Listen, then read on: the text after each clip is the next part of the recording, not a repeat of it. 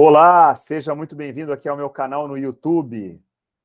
Você que chegou a esse canal por algum motivo desconhecido e você que é meu aluno aí no curso de Medicina da Unisul, todos vocês são muito bem-vindos.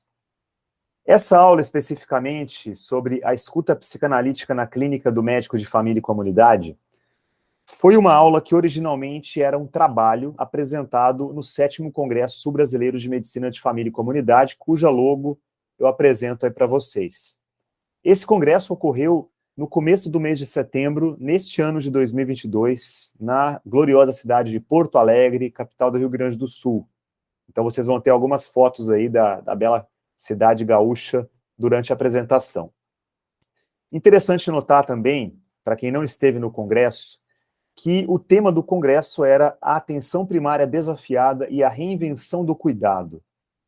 Nossa aula aqui hoje vai ao encontro desse tema. Naturalmente, por isso eu propus ela como trabalho lá no Congresso. Por quê?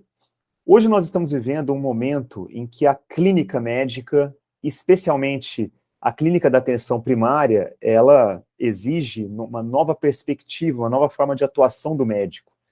E é sobre isso que esse trabalho vai falar. Novas formas de comunicação, habilidades de compreender o sintoma do paciente dentro de um contexto. Isso era importante outrora, mas passa a ser cada vez mais importante agora, nesse século XXI, com a medicina super mega integrada entre as especialidades e principalmente também o acesso das pessoas, dos pacientes, ao conhecimento, à informação através da internet. Então, nós estamos agora no momento em que temos que, de fato, reinventar o cuidado. Por isso, eu acredito que o tema do Congresso foi muito adequado a esse contexto histórico em que nós estamos vivendo. E aí eu vou tentar trazer essa contribuição que foi esse trabalho para o evento ocorrido lá na cidade de Porto Alegre, então, no mês de setembro. Vamos a ele, então. Vocês que ainda não me conhecem, estão pela primeira vez aqui visitando o canal, devem saber aí pelas minhas credenciais nessa apresentação que eu sou médico de família e também sou psicanalista. Para quem está me conhecendo agora, sabe que eu considero um desafio, mas uma necessidade a gente integrar e fazer esse diálogo entre psicanálise e medicina, algo muito importante. E é o que nós vamos tentar fazer aqui nesse trabalho, basicamente. Primeiramente, vou trazer alguns aspectos introdutórios aqui do trabalho, que julgo pertinentes para quem ainda não está habituado a esse diálogo. Talvez para quem já tenha assistido outras aulas minhas, vocês vão notar algum tipo de repetição, mas acredito que, mesmo quando a gente repete determinadas informações, nós podemos trazer coisas novas a partir da nossa escuta. Então, vejam bem, esse é um gráfico que eu já utilizei em outras apresentações, inclusive na aula sobre medicina centrada na pessoa e as suas bases na psicossomática, que também está disponível aqui no meu canal do YouTube. Nesse gráfico, nós temos aqui, né, uma série de sintomas físicos, como dor no peito, fadiga, dor de cabeça, insônia, dor abdominal, e uma demonstração científica de que quando o paciente se apresenta com algum sintoma físico, na maioria das vezes, você não tem uma causa orgânica identificável para explicar esse sintoma. E num percentual menor dos casos, sim, nós teremos causas orgânicas identificáveis. Isso a gente atesta facilmente com alguma experiência clínica, a gente percebe que isso é verdade.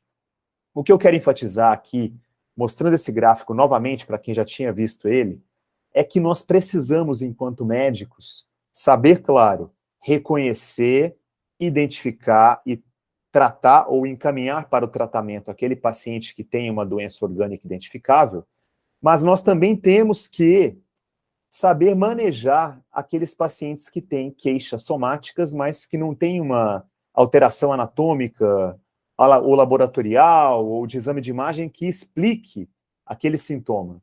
Isso também é objeto de ação do médico, especialmente do médico de atenção primária.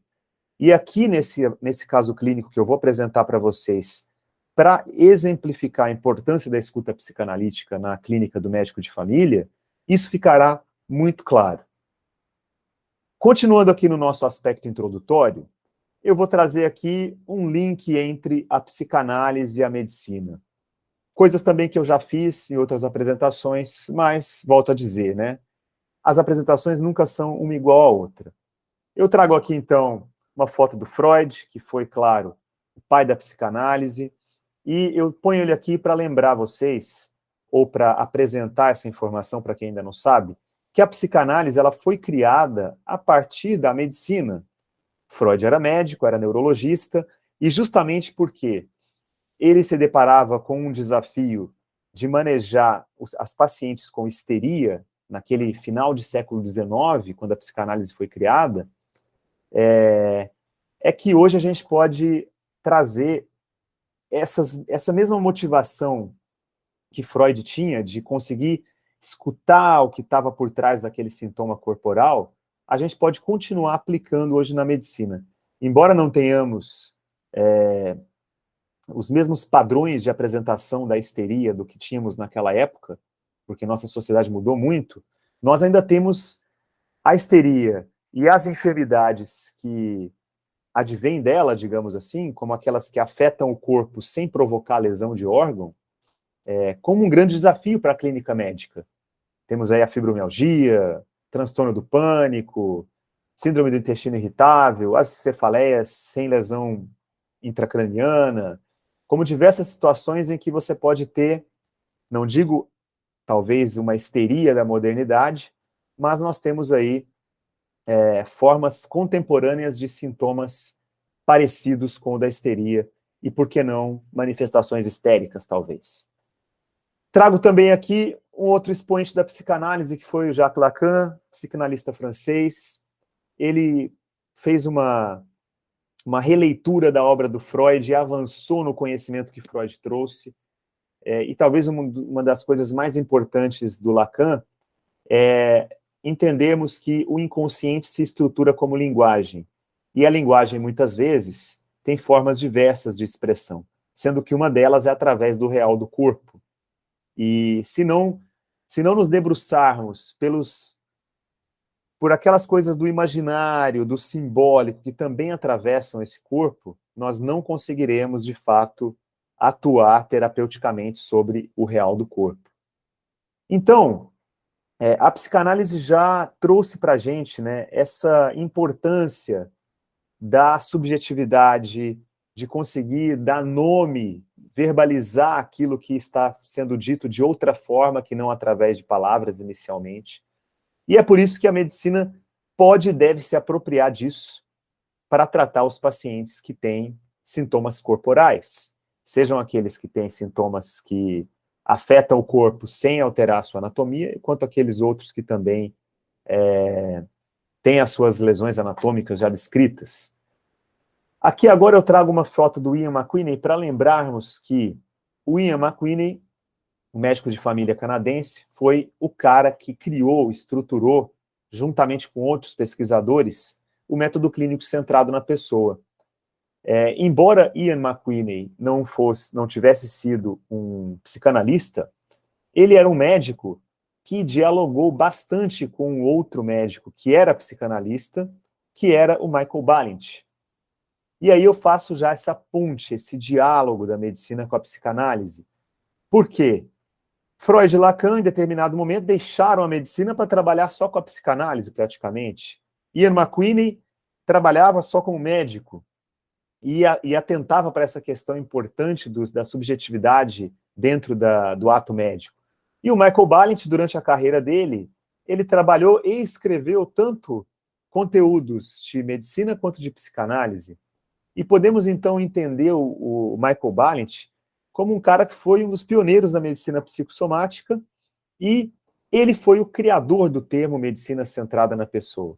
Então, com certeza, ele contribuiu para estruturar esse método.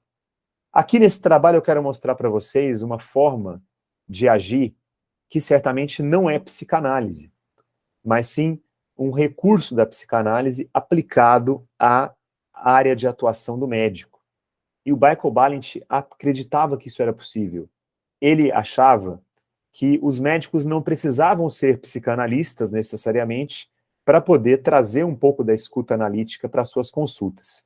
E ele acreditava que, com esse recurso, nós poderíamos sim ter efeitos terapêuticos dentro da consulta médica.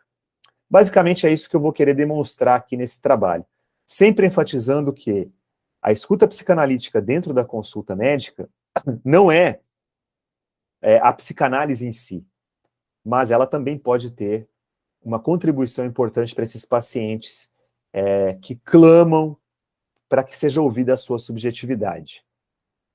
Então vamos lá. O objetivo do trabalho hoje, então, é demonstrar como a escuta psicanalítica pode ser aplicada em consultas do médico de família e comunidade. E vou trazer um caso clínico real, uma vinheta clínica da minha própria experiência. E eu também quero ilustrar para vocês alguns benefícios advindos dessa prática. E aí, quem sabe, motivar vocês a trazer um pouco dessa escuta para a consulta médica.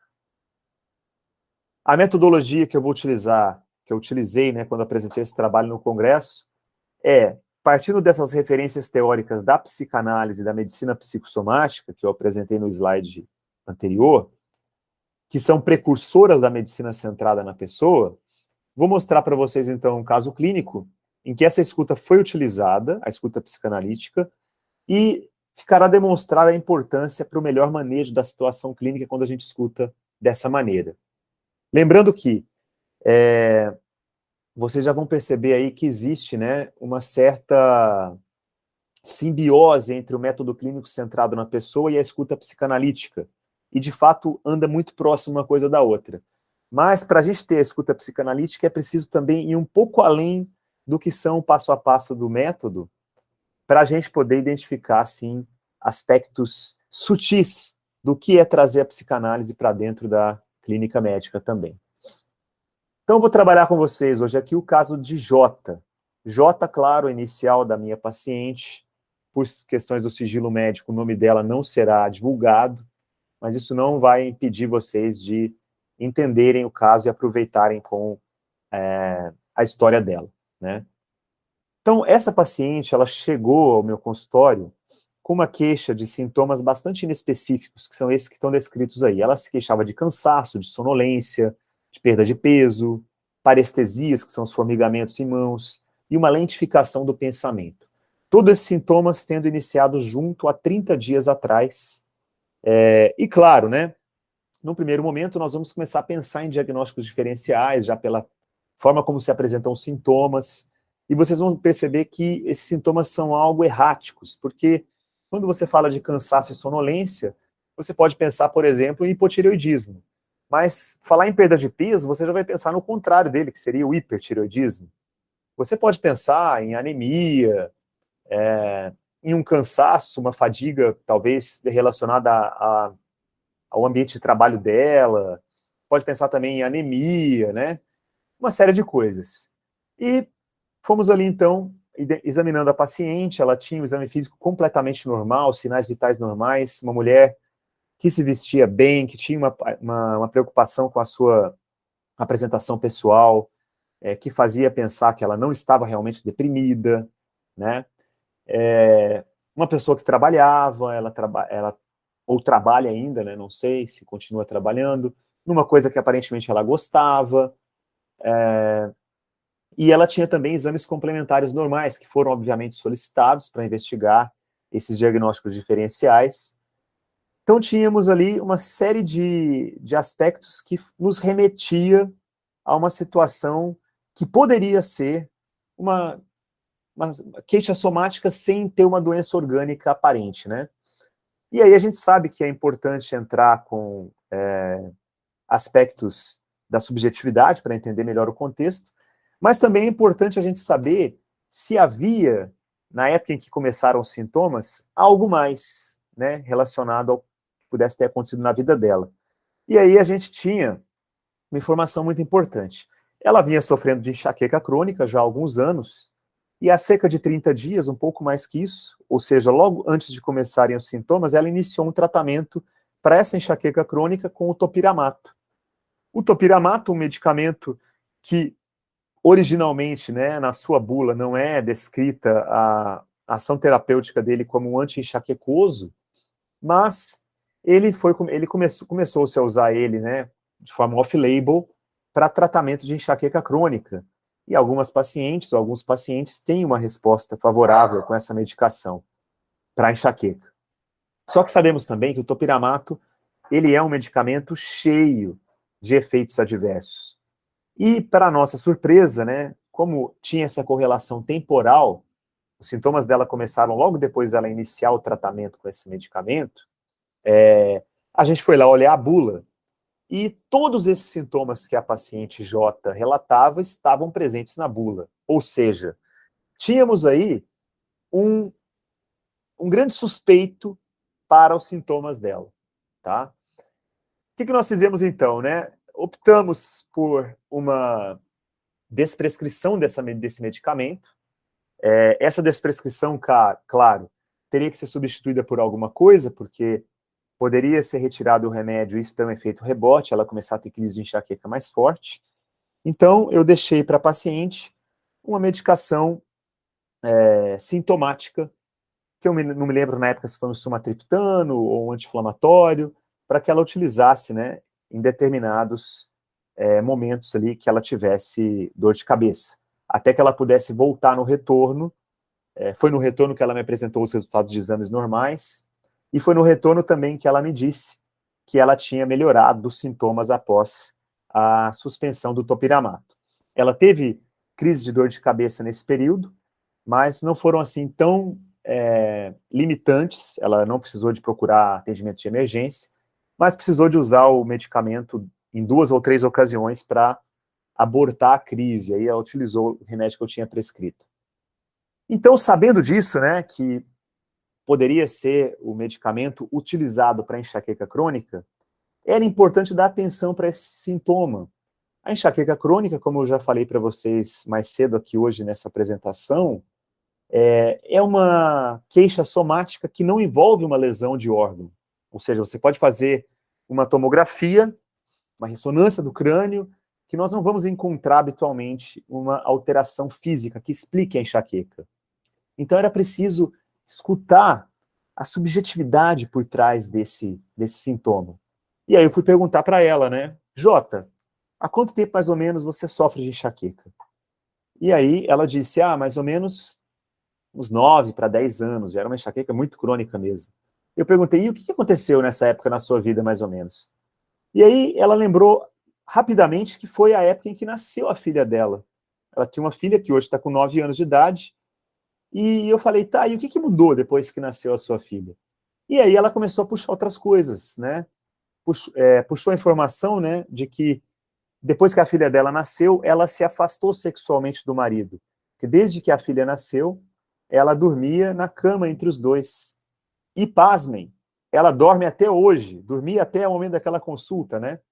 Isso fez naturalmente com que o casal se afastasse um pouco, porque tinha ali aquela criança no meio do casal. E, naturalmente, entendendo um pouco de psicanálise, a gente sabe que essa aproximação excessiva da mãe com a cria, seja um menino ou uma menina, nesse caso uma menina, não é saudável nem para a mãe, nem para a estruturação psíquica da criança, porque ela meio que tem uma dificuldade de se separar dessa mãe e criar uma identidade própria.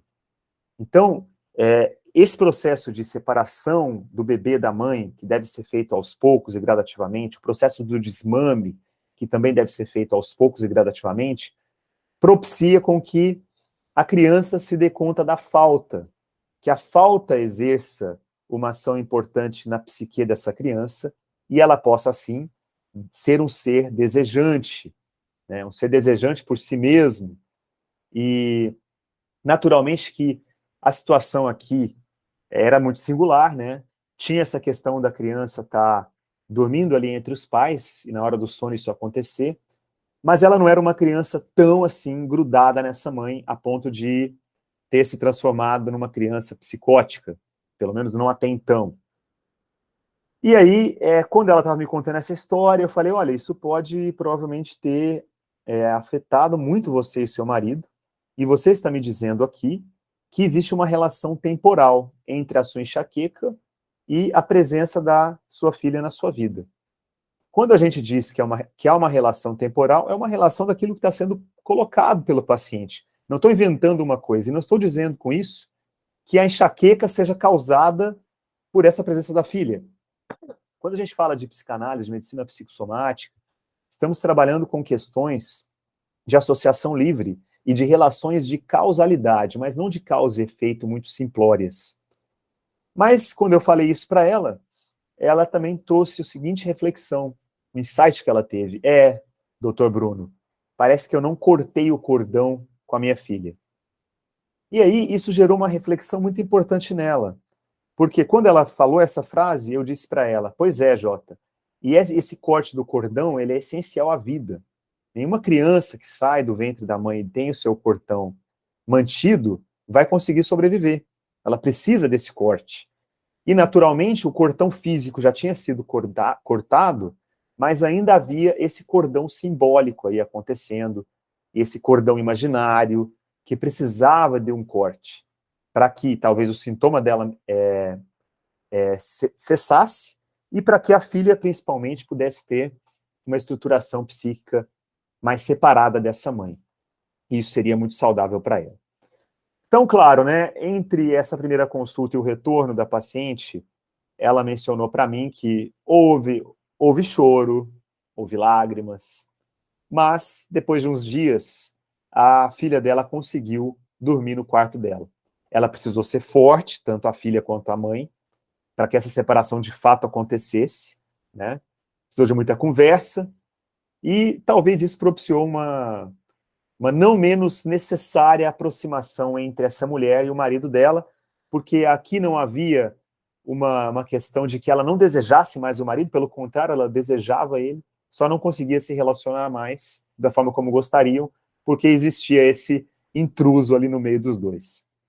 Então, essa escuta analítica do cordão, principalmente, né, e essa intervenção ali sobre a fala da paciente, daquilo que ela trouxe de verbo, propiciou, né, nesse caso em pauta,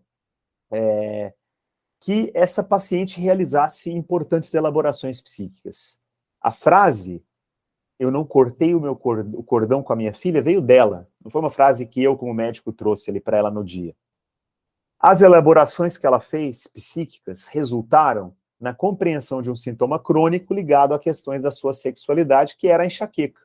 E muitas vezes, se a gente for procurar, né, digamos assim, nas raízes de uma enxaqueca crônica, nós vamos ter aí, pela minha experiência clínica e por até algumas literaturas que eu já andei consultando, que nós temos sim, nesses sintomas de enxaqueca crônica, algo que perpassa a sexualidade aí. Questões da sexualidade geralmente estão envolvidas. E aí podem ser questões de toda sorte. Eu não estou aqui dizendo que é necessariamente um afastamento sexual entre o marido e a mulher, como aconteceu aqui nesse caso. Mas nesse caso foi isso. Só que a gente tem que estar atento para utilizar esse conhecimento e não sair dizendo para o paciente, olha, você tem uma enxaqueca crônica, então você deve ter alguma questão com a sua sexualidade. Não, não. A gente, de posse desse conhecimento, tem que ir, digamos assim, comendo pelas beiradas, para ver se o paciente vai ter algum insight quando a gente faz perguntas sobre algo na esfera da sexualidade. Em consequência, né, surgiram novas maneiras dessa paciente lidar com o problema dela, especialmente esse problema que até então ela talvez nem considerasse um problema, que era a presença da filha no meio dela e do marido, na cama, literalmente. E, além disso, né, um outro resultado, a escuta psicanalítica proporcionou a desprescrição de um psicofármaco, no caso do topiramato, psicofármaco porque age no sistema nervoso central, e este psicofármaco vinha causando muitos efeitos adversos à paciente, inclusive os efeitos adversos desse medicamento foram objeto do motivo que ela procurou a consulta médica. E talvez, se a gente simplesmente fosse ali desprescrever o topiramato, sem dar uma atenção especial a essa subjetividade, nós não faríamos um trabalho com os mesmos resultados. As conclusões, então, desse trabalho, né, e dessa aula aqui, é que a utilização dessa escuta em consultas médicas pode ser muito benéfica. Mas volto a frisar aqui que não estamos tratando de fazer psicanálise. A psicanálise tem um setting próprio. E para fazer psicanálise, o paciente, a paciente, eles têm que ter uma demanda de análise. E aí a gente entra em outro tipo de trabalho, né? Inclusive, é uma coisa que, durante a minha formação como psicanalista, eu tive que trabalhar bastante, né?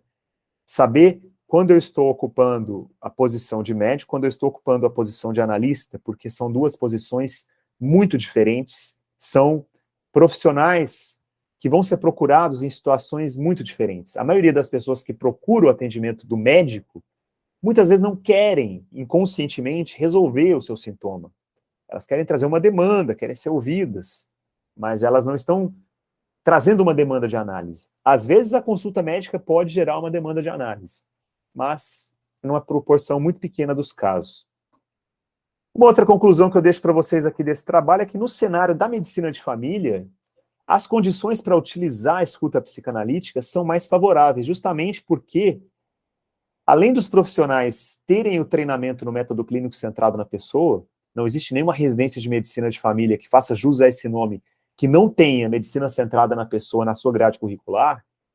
Nós temos também o recurso da longitudinalidade no âmbito da atenção primária à saúde, que é onde o médico de família atua.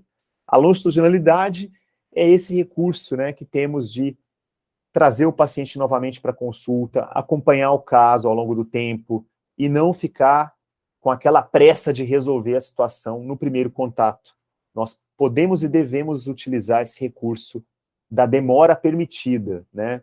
Posso marcar o retorno para ver como é que essa paciente vai ficar sem o topiramato. Pude fazer isso, né? Porque não era um medicamento essencial para a vida dela. Ela poderia, talvez, sofrer alguns tipos de dores de cabeça intensas naqueles dias. Nesse caso aí, graças a Deus, não houve, né, essas dores de cabeça intensas. Houve algumas dores de cabeça que puderam ser resolvidas com o medicamento que eu prescrevi. E aí, ela voltou, pôde ser ouvida novamente, escutada novamente, e nós conseguimos ter um resultado legal aí, tanto na eliminação dos sintomas que ela tinha inicialmente, né, ou na dissolução desses sintomas, como a gente prefere dizer em psicanálise, quanto no acessar questões emocionais que ainda estavam mal resolvidas na vida dela. Então, com isso, eu agradeço vocês aí, os que visitaram o meu canal pela primeira vez, os meus queridos alunos aí que acompanharam essa aula. Fico à disposição através dos comentários, também através das redes sociais, WhatsApp, e-mail, enfim, para que a gente consiga continuar transmitindo tanto a psicanálise quanto a medicina centrada na pessoa e a psicossomática, que são os objetivos principais aqui desse canal do YouTube. Deixo também aí a foto maravilhosa da orla e do Rio Guaíba, lá em Porto Alegre, e também as referências para quem quiser consultar algumas das referências que eu utilizei para teorizar esse trabalho, que eu venho utilizando na minha prática médica, também na minha formação permanente como psicanalista. Se vocês acharem que o vídeo passa muito rápido aqui pelas referências, vocês podem pausar e podem também me escrever, pedindo aí as referências que eu terei o maior prazer em cedê-las a vocês, aquelas que podem ser compartilhadas, claro, mas a lista de referências fica à disposição. Forte abraço e espero que vocês tenham gostado aí desse conteúdo. Se gostarem, podem curtir, podem compartilhar e vamos fazer esse conhecimento circular cada vez mais. Até mais, até o próximo.